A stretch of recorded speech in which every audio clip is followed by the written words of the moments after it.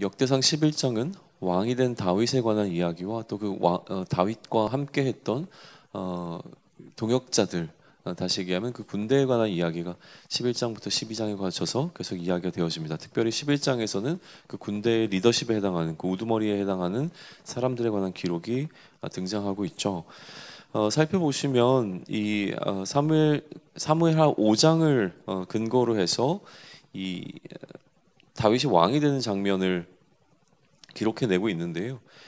여기서 다시 한번 강조되는 부분이 있는데, 그것은 무엇이냐면 이스라엘은 하나의 혈족 공동체라고 하는 사실입니다. 1절 보시면 온 이스라엘이 헤브론에 다 모여 다윗을 보고 이르되 우리는 왕의 가까운 혈족이니이다 라고 이야기를 해요. 그러니까 10개의 지파가 다윗을 왕으로 세울 때, 다윗을 옹립할 때에 그들의 기본적인 전제가 이들은 한 혈족이라고 하는 부분부터 출발하고 있다는 사실이고, 역대기 기자는 그 부분을 강조해서 저술하고 있다는 것이죠. 그래서 온 이스라엘이 한 명의 왕을 그들의 혈족 공동체의 핵심 리더로 세웠다라고 하는 사실을 이야기해주고 있습니다. 그리고 그 전에 사실은 사울이 가장 초대 왕으로 세워졌었잖아요. 그럼에도 불구하고 다윗을 어떻게 이야기하냐면, 이미 사울의 시대에도 다윗이 실질적인 왕이 아니었냐라고 하는 이야기를 해요. 그게 2절이에요. 곧 사울이 왕이 되었을 때도 이스라엘을 거느리고 출입하게 한 자가 결국 다윗이 아니었냐라는 이야기를 하는 거죠. 실질적인 왕으로 이 다윗의 리더십을 인정하고 있고, 마지막으로 이 다윗을 향한 하나님의 약속을 근거로 이야기를 합니다. 그래서 하나님께서 내가 내 백성 이스라엘의 목자가 되며 내 백성 이스라엘의 주권자가 되리라 라고 하셨던 그 다윗을 향한 약속을 상기하면서 이 다윗을 그들의 혈족 공동체의 리더로, 왕으로 지금 세우고 있는 장면인 것이죠. 그래서 헤브론에서 기름 부음을 받아서 결국 왕에 등극한 다윗이라고 하는 사실을 3절에서 기록하면서 사무엘을 통하여 하신 말씀이 이루어졌다라고 하는 기록을 남겨두고 있습니다. 그리고 이 우두머리 지휘관, 모든 이 지휘관, 그러니까 군대의 가장 수장이 되어지는, 어떻게 보면 다윗의 바로 밑이라고 얘기를 해야 될까요? 서해상으로 얘기하게 되면 이 요압이라고 하는 사람을 소개를 하게 되어집니다. 당시에 이 여부스, 그러니까 예루살렘은 여부스라고 불렸고요. 여부스 사람들이 그곳에 머물면서 다윗이 예루살렘으로 들어가려고 할 때 다윗을 받아들이지 않습니다. 그러니까 다윗이 여부스를 먼저 치는 자를 우두머리와 지휘관으로 삼겠다라고 선언을 해요. 그때 이제 요압이 이것을 행하면서 우두머리가 되었다는 사실을 연이어서 기록하고 있습니다. 그러니까 다윗이 왕이 되었다는 사실과 그 다윗의 공동체에 우두머리 지휘관으로 요압이 세워졌다. 어떻게 그 요압이 어떻게 이들의 가장 탑 리더가 또 되었는가라고 하는 사실을 이 에피소드를 통해서 들려주고 있죠. 그렇게 이 여부스에 들어간, 그러니까 예루살렘에 들어간 다윗은 그곳에 머물렀기 때문에 이제 이 예루살렘은 다윗성이라고 불리게 되었다라고 하는 것이죠. 그리고 다윗은 그곳에 머물면서 성을 건축하게 되어지는데, 시작을 다윗이 했고 마무리는 이 요압이 했다라고 하는 사실을 8절이 기록해내고 있습니다. 그리고 9절은 만군의 여호와께서 함께 하시니 다윗이 점점 더 강성해졌다라고 하는 이 역대기 기자의 평가를 담아내고 있습니다. 그리고 이제 이어지는 10절부터 나머지까지의 파트는요, 이 다윗에게 있었던 용사들이 있었는데, 다윗의 군대가 있었는데, 이 군대의 우두머리급에 해당하는 군대의 리더십들에 관한 이야기를 쭉 전개해 나갑니다. 사무엘하 23장을 근거로 한 몇 가지 에피소드가 등장을 하고 있는데요. 우선 이 군대의 리더십들은 기본적으로는 개국공신들이었습니다. 10절에 보게 되면 다윗을 도와 힘껏 도와 나라를 얻게 했던 사람들이라고 설명을 하죠. 그러니까 우리가 알고 있는 그 개국공신에 해당하는 사람들이고요.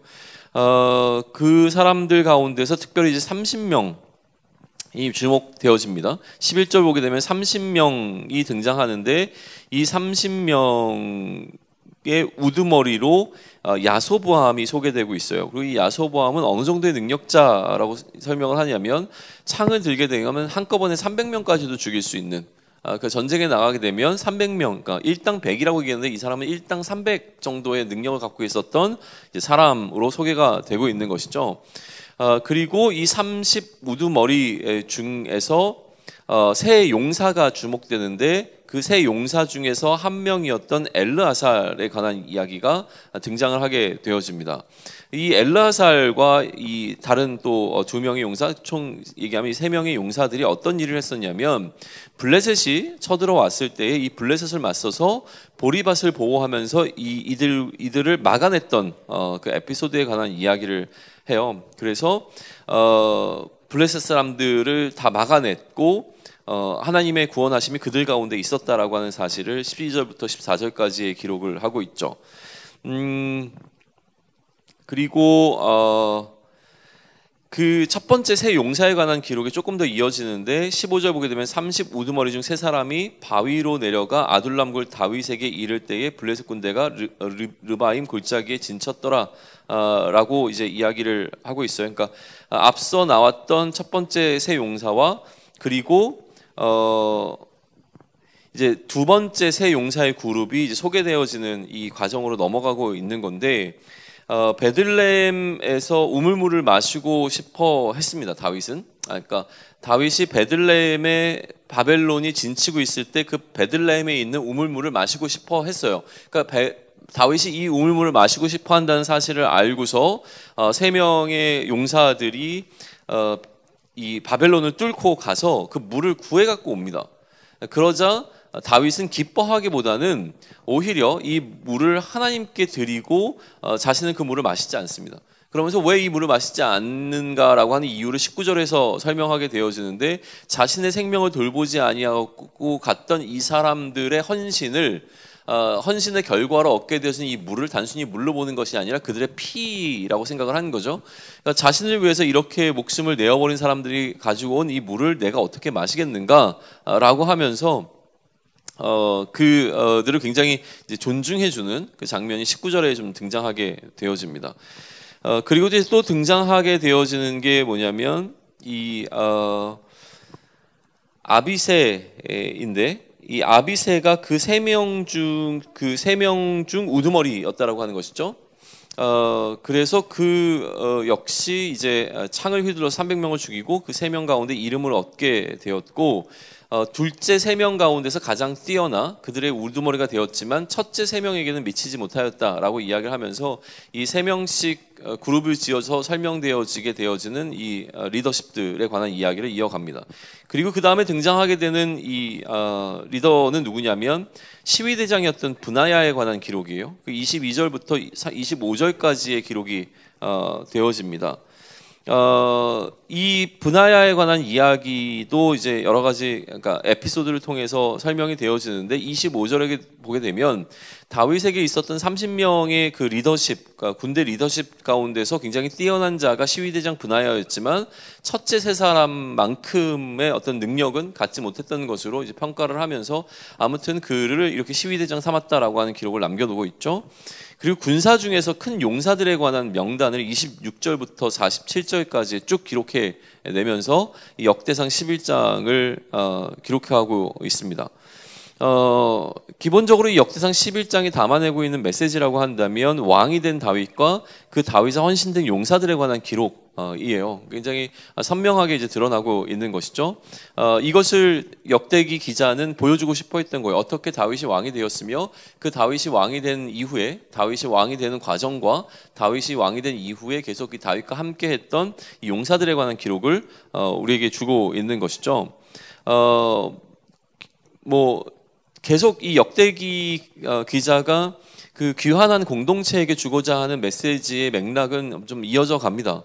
뭐냐면 이 귀환한 공동체는 지파별로 이제 구분되어지는 것이 아니라 처음부터 하나의 민족이었고 하나의 혈족이었고 하나였다라고 하는 사실이 온 이스라엘의 가운데 10개의 지파 가운데 한 명의 왕이 존재했던 그 때로 이제 돌이키면서 이들은 결국은 한 혈통 가운데 하나를 이루고 있다라는 이야기를 좀 해주고 있죠. 그래서 이들을 하나로 그러니까 공동체성을 그러니까 만들어내는데 이 메시지를 좀 전하고 있고요. 그리고 그 온 이스라엘에 왕이 된 다윗에 관해서 이야기를 하고 있는 거예요. 그러니까 귀한 공동체의 공동체성이 강조가 되고 있는 것이죠. 원래 이스라엘은 하나였고 그 이스라엘 가운데 한 명의 왕으로 세워진 다윗이라고 하는 것을 통하여 귀한 공동체가 하나의 중심성을 가지고 공동체를 이루어야 된다라고 하는 메시지를 이렇게 전하고 있는 것이고요. 그리고 이들이 현재 머물고 있는 이 예루살렘이 유다 지파의 것만이 아니라 이스라엘 전체의 소유라고 하는 사실을 은연중에 이야기해주고 있는 것이죠. 원래 예루살렘은 유다의 소유였습니다. 그러나 이처럼 이 예루살렘이 다윗의 성이 되는 과정을 이야기하는 가운데는 지파가 전혀 강조되지 않습니다. 결국은 그 이스라엘이 예루살렘을 중심으로 뭉치게 되었던 그 사실을 기록해내면서 다시 예루살렘으로 모여 있었던 귀한 공동체가 어떻게 하나의 공동체로 다시 만들어질 것인가에 관한 메시지를 전해주고 있죠. 영적인 메시지도 분명합니다. 중간중간에 보게 되면 무엇이 강조되냐면 단순히 이것이 사람들의 역사적 기록이 아니라 이 가운데 하나님께서 그들과 어떻게 함께 하셨는가가 강조돼요. 9절에 보게 되면 만군의 여호와께서 함께 계시니 다윗이 점점 강성해 가니라 라고 이야기를 하는 것과 아울러서 10절에 보게 되면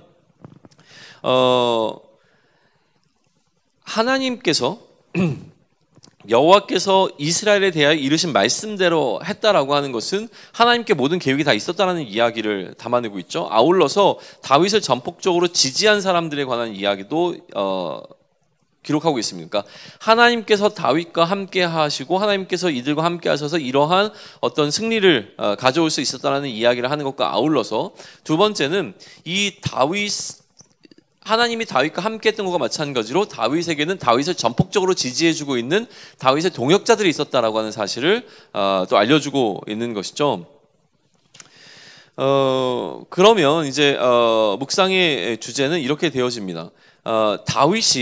다윗 되도록 한 그 이면에는 하나님과 그의 동역자들이 있었다라고 하는 사실로 우리는 좀 주목해서 이 역대상 11장을 볼 수 있을 것 같아요. 그러면 이 사실을 이제 우리에게 적용한다면 결국 내가 나 되도록 하는 데 있어서 하나님과 동역자들의 역할이 있다라고 하는 사실 속에서 나를 좀 돌아볼 수 있는 시간을 가지면 좋겠다는 거죠.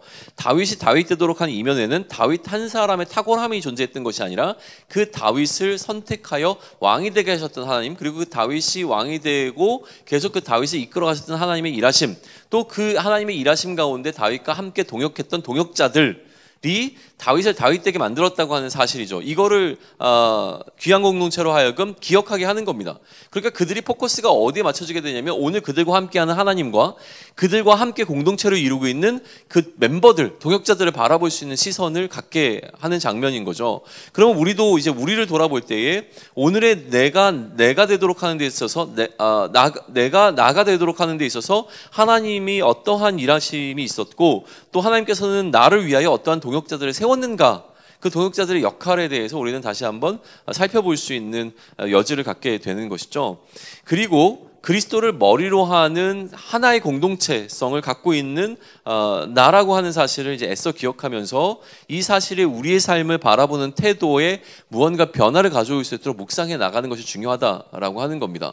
단순히 나를 위해서 사는 것으로 넘어서서 지금 하나의 성전을 중심으로 한 공동체성을 갖게 되어지는 귀한 공동체와 마찬가지로 오늘 우리를 그리스도를 머리로 하는 하나의 공동체로 이끌어가면서 다윗을 중심으로 세워진 이 이스라엘이라고 하는 나라가 이제 귀한 공동체 가운데 하나의 핵심 리더를 통하여서 하나의 공동체성이 이루어가는 것과 마찬가지로 우리도 그리스도를 머리로 하는 하나의 공동체성을 어떻게 이루어갈 것인가를 고민하면서 우리의 삶을 그러한 형태에 어떻게 맞춰 나갈 것인가를 좀 역대상 11장을 통해서 우리는 묵상해 낼 수 있으면 좋겠습니다.